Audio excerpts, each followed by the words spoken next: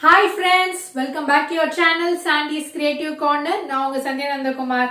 இன்னைக்கு பாத்தீங்கன்னா நம்ம ரொம்பவே ஒரு இன்ட்ரெஸ்டிங்கான ரெண்டு வகையான DIY தான் பார்க்க போறோம்.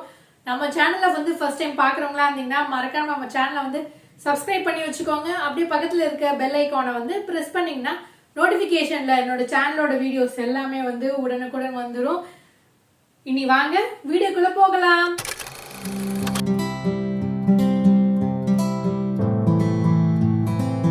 நம்ம ஃபஸ்ட்டு DIY என்னென்னு பார்த்துடலாம் ஃப்ரெண்ட்ஸ். அதுக்காக நான் வந்து 3 கிளாத் எடுத்துக்கேன். ஒரு ப்ளூ கலர் கிளாத், எல்லோ வந்து இன்டர்ஃபேஸிங்காகவும், ப்ரௌன் வந்து நம்ம லைனிங் கிளாத்தாக யூஸ் பண்ண போகிறோம்.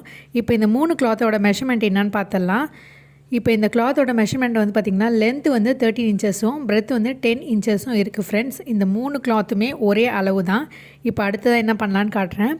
இப்போ இந்த கிளாத்தை வந்து பேக் சைடு திருப்பி வச்சுருங்க. இந்த எல்லோ கலர் கிளாத்தை வந்து நம்ம இன்டர்ஃபேஸிங்கை யூஸ் பண்ணால இதை அப்படியே வச்சுட்டு இது மேலே வந்து 4 பக்கமும் தையல் போட போகிறோம்.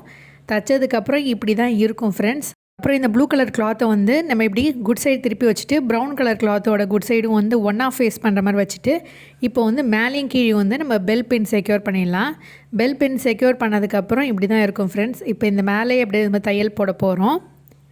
மேலேயும் கீழே மட்டும் நான் தையல் போட்டுட்டேன். அதுக்கப்புறம் இந்த கிளாத்தை இப்படி திருப்பிடலாம். பாருங்கள், இந்த மாதிரி வந்து ஒரு ஷேப் நம்மளுக்கு கிடச்சிரும். இப்போ இது என்ன பண்ண போகிறோம்னா, இந்த டாப் ஸ்டிச் பண்ணோம்ல அது இதையும் ஒன்றா வந்து ஈக்குவலாக இருக்கான்றதை செக் பண்ணிவிட்டு ஈக்குவலாக வச்சுக்கோங்க. அதுக்கப்புறம் நம்ம என்ன பண்ண போகிறோம்னா, இந்த பக்கமும் ஒரு தையல் போட போகிறோம். அதை எப்படி செய்யுதுன்னு காட்டுறேன் பாருங்கள். ஃபஸ்ட் நம்ம பெல் பின் செக்யூர் பண்ணி வச்சுருக்கேன் பாருங்கள். கொஞ்சமாக கேப் விட்டுட்டு இந்த 2 பக்கமும் நம்ம தையல் போட போகிறோம். தைச்சிட்டு எப்படி இருக்குன்னு காட்டுறேன் பாருங்கள். பார்த்தீங்களா, தைச்சதுக்கப்புறம் இப்படி தான் இருக்கும் ஃப்ரெண்ட்ஸ். இந்த சின்ன கேப் விட்டுருக்கோம் பாருங்கள், இது வழியாக தான் நம்ம கிளாத்தை திருப்ப போகிறோம். அதுக்கு முன்னாடி இந்த பாட்டம் போர்ஷனில் வந்து லென்த்து வந்து ஒரு 1 இன்ச்சஸ்க்கும் பிரெத்து வந்து பார்த்திங்கன்னா ஒரு 1.5 இன்ச்சஸ்க்கும் வந்து மார்க் பண்ணிக்கிறேன். இந்த மாதிரி வந்து ஒரு ஸ்கொயர் ஷேப் நம்ம மார்க் பண்ணிக்கலாம்.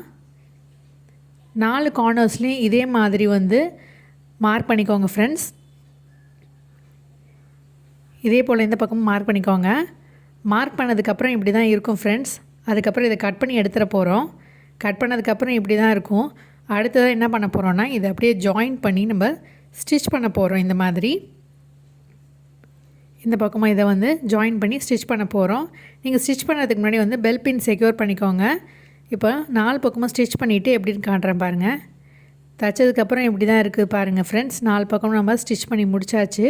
ஒரு பாக்ஸ் பேட்டர்ன் மாதிரி நம்மளுக்கு கிடச்சிருக்கு பாருங்கள். இந்த ஓப்பனிங் வழியாக தான் நம்ம கிளாத்தை வந்து அப்படியே வந்து குட் சைடு திருப்ப போகிறோம். பாருங்கள், நம்ம ஈஸியாக வந்து அந்த பாட்டம் போர்ஷனை பிடிச்சி இப்படி இழுத்தோம்னா ஈஸியாக வந்து வெளியில் வந்துடும் பாருங்கள். இப்போ நம்ம 2 பக்கமும் வந்து குட் சைடு வெளியில் வந்துடுச்சு பாருங்கள். இந்த கார்னர்ஸ்லாம் வந்து எட்ஜஸ்லாம் வந்து நல்லா எடுத்து விட்டுருங்க. அப்போ தான் வந்து ஒரு ஷார்ப்பான பாயிண்டடான எட்ஜஸாக இருக்கும். இந்த மாதிரி வந்து எல்லாத்தையும் கரெக்ட் பண்ணிவிடுங்க. அதுக்கப்புறம் நம்ம ஓப்பனிங்கை வந்து க்ளோஸ் பண்ணி ஸ்டிச் பண்ண வேண்டியதான் ஃப்ரெண்ட்ஸ். பாருங்கள், இந்த சின்ன ஓப்பனிங் இருக்கு இல்லையா, இதை வந்து நம்ம க்ளோஸ் பண்ணி ஸ்டிச் பண்ணிடலாம். இப்போ ஸ்டிச் பண்ணதுக்கப்புறம் எப்படி இருக்குன்னு காட்டுறேன் பாருங்கள். இப்போ ஸ்டிச் பண்ணதுக்கப்புறம் இப்படி தான் இருக்குது பாருங்கள் ஃப்ரெண்ட்ஸ். இப்போது இந்த கிளாத்தை ப்ரௌன் கலர் கிளாத்தை அப்படியே வந்து உள்பக்கமாக நம்ம திருப்பி விட்டுடுறோம். திருப்பினதுக்கப்புறம் பாருங்கள், ஒரு சூப்பரான பேஸ்கெட் ஷேப் நம்மளுக்கு கிடச்சிருச்சு பாருங்கள்.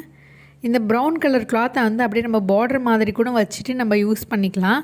ப்ரௌன் கலர் பார்டர் மேலே ஒரு டாப் ஸ்டிச் பண்ணிட்டோம்னா இது ஒரு பார்டர் லைன் மாதிரி க்ரியேட் ஆகிடும். பார்க்கறதுக்கு ரொம்பவே அழகாக இருக்கும் ஃப்ரெண்ட்ஸ்.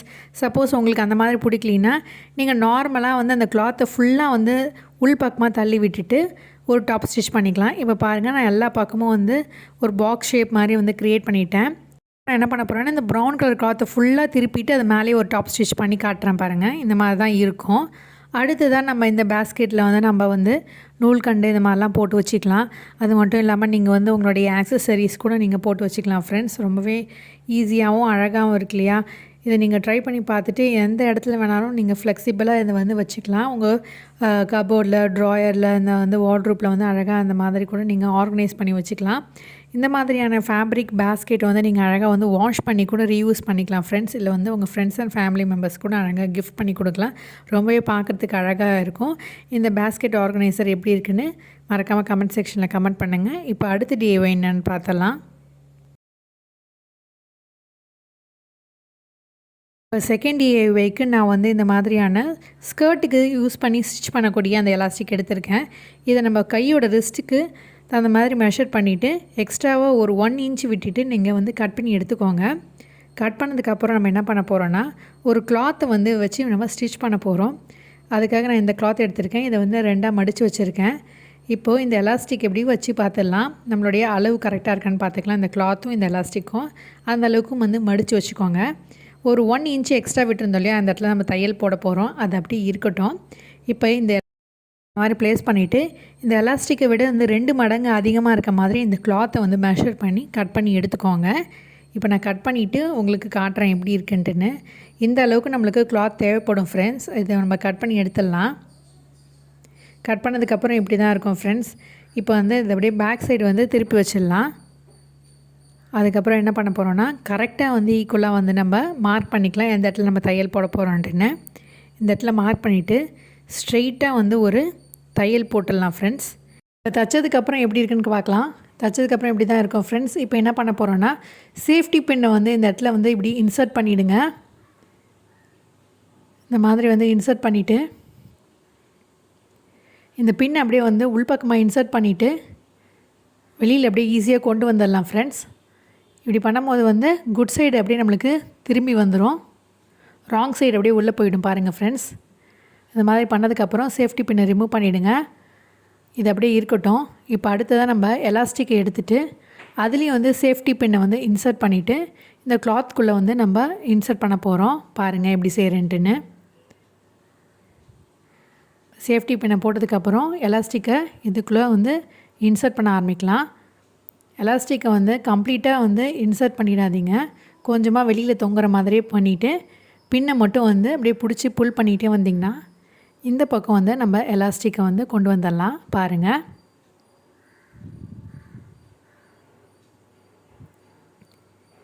அவ்வளோதான் ஃப்ரெண்ட்ஸ். இப்போ இந்த 2 முனையும் சேர்த்து நம்ம வந்து தையல் போட போகிறோம். சேஃப்டி பின்னை ரிமூவ் பண்ணிடுறேன். அதுக்கு முன்னாடி வந்து இந்த ரஃப் எட்ஜ் மாதிரி இருக்குல்லையே இந்த கிளாத்து இதை அப்படியே வந்து உள் பக்கம் வந்து இன்சர்ட் பண்ணிடலாம். இந்த மாதிரி தான் 2த்தையும் சேர்த்து நம்ம தையல் போட போகிறோம். இந்த மாதிரி வந்து உள் பக்கமாக மடித்து விட்டுக்கோங்க ஃப்ரெண்ட்ஸ். 2த்தையும் இதே மாதிரி உள் பக்கமாக வந்து மடித்து விட்டதுக்கப்புறம் இந்த எலாஸ்டிக் ஒன்று சேர்த்து நம்ம தைச்சிடலாம். தைச்சதுக்கப்புறம் இப்படி தான் இருக்கும் ஃப்ரெண்ட்ஸ். இப்போ பாருங்கள் 2 பக்கமும் தையல் போட்டேன். இந்த கிளாத்தை மடித்து விட்டுருந்தோம் இல்லையா, இதை 2த்தையும் வந்து ஈக்குவலாக வந்து ஒன்று சேர்த்து மறுபடியும் நம்ம வந்து ஒரு தையல் போட போகிறோம். தைச்சதுக்கப்புறம் எப்படி இருக்குன்னு காட்டுறேன் பாருங்கள். இந்த மாதிரி அட்ஜஸ்ட் பண்ணிவிட்டு ஸ்டிச் பண்ணி ஃபினிஷ் பண்ணிவிடுங்க ஃப்ரெண்ட்ஸ். போட்டதுக்கப்புறம் இப்படி தான் இருக்கும் ஃப்ரெண்ட்ஸ் இந்த எலாஸ்டிக்கு. இது அப்படியே இருக்கட்டும். இப்போ அடுத்ததாக வந்து ஒரு சின்ன கிண்ணம் எடுத்திருக்கேன். இப்போ இந்த கிளாத்தை வந்து இதில் வச்சுட்டு நம்ம ஒரு ரவுண்ட் ஷேப் வந்து கட் பண்ண போகிறோம். நம்ம ஒரு கான்ட்ராஸ்ட் கலரில் கிளாத் எடுத்துக்கலாம். இப்போ கட் பண்ணிவிட்டு எப்படி இருக்குன்னு காட்டுறேன் பாருங்கள். நம்ம ஒரு சர்க்கிள் ஷேப்பில் கட் பண்ணி எடுத்துட்டோம். அடுத்ததாக நம்ம வந்து ஊசி நூல் கோர்த்து இது அப்படியே வந்து ஒரு ரவுண்ட் ஷேப்புக்கு அப்படியே ஸ்டிச் பண்ணிடலாம். நார்மலாக வந்து நம்ம ஓட்டு தையல் போடுவோம் இல்லையா, அந்த மாதிரி ஸ்டிச் பண்ணிட்டே வாங்க.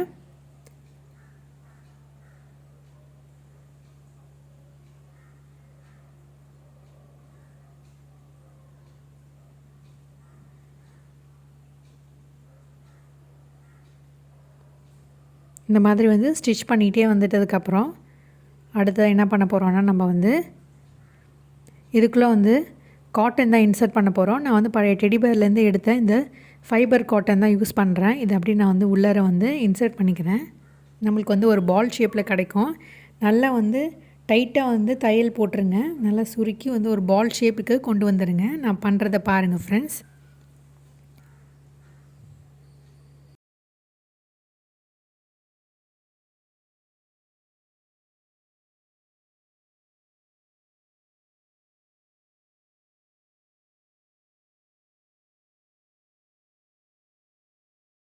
பார்த்திங்கன்னா இந்த மாதிரி தைச்சதுக்கப்புறம் நல்லா டைட்டாக நாட் போட்டு செக்யூர் பண்ணி ஃபினிஷ் பண்ணிவிடுங்க ஃப்ரெண்ட்ஸ். அதுக்கப்புறம் நம்ம தைச்ச இந்த ரிஸ்ட் பேண்டை வந்து அந்த தைச்சோம் இல்லையா, அந்த போர்ஷனையும் இந்த போர்ஷனையும் ஒன்றா சேர்த்து இதை வந்து தையல் போட்டுடலாம். இந்த மாதிரி தையல் தெரியாத மாதிரி வந்து நீங்கள் இன்விசிபிள் ஸ்டிச் மாதிரி பண்ணிவிட்டு ஃபினிஷ் பண்ணிவிடுங்க ஃப்ரெண்ட்ஸ். இப்போ நான் தைச்சி முடிச்சுட்டு எப்படி இருக்குன்னு காட்டுறேன். ரொம்ப சிம்பிள் தான்.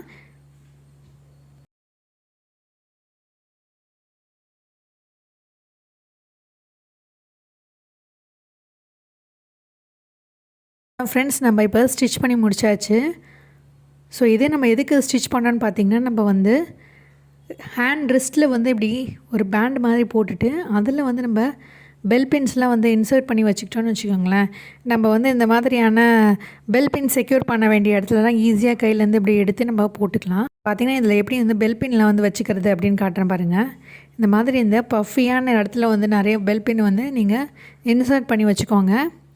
ஒரு பின் ஹோல்டர் மாதிரி இருக்கும் ஃப்ரெண்ட்ஸ். கண்டிப்பாக இந்த ரிஸ்ட்டு பேண்ட் உங்களுக்கு கண்டிப்பாக யூஸ்ஃபுல்லாக இருக்கும்னு நினைக்கிறேன். நீங்கள் ஸ்டிச் பண்ணும் போதெல்லாம் வந்து ஏதோ ஒரு கிண்ணத்துலையோ இல்லை ஒரு பவுல்லையோ வந்து போட்டுட்டு ஒரு பின்னும் எடுத்து நம்ம போடும்போது ரொம்ப கஷ்டமாக இருக்கும். அதுக்கு பதிலாக நம்ம கையிலேயே இந்த மாதிரி ஒரு ரிஸ்ட்டு பேண்ட் மாதிரி ஸ்டிச் பண்ணி போட்டால் ரொம்ப யூஸ்ஃபுல்லாக இருக்கும்னு நினைக்கிறேன். மட்டும் இல்லாமல் நம்ம ஸ்டிச் பண்ணும்போது பெல் பின்ஸ் வந்து கிளாத்லேருந்து எடுக்கும் போது இதிலே மறுபடியும் இன்சர்ட் பண்ணிக்கலாம். ரொம்பவே ஈஸியாக இருக்கும்.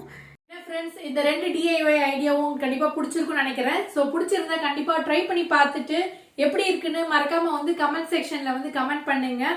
மறக்காமல் வந்து லைக் பண்ணுங்கள், ஷேர் பண்ணுங்கள், சப்ஸ்கிரைப் பண்ணுங்கள். மீண்டும் ஒரு இன்ட்ரெஸ்டிங்கான ஐடியாவோட உங்களை சந்திக்கும் வரை until then it's me signing off. Take care. Bye.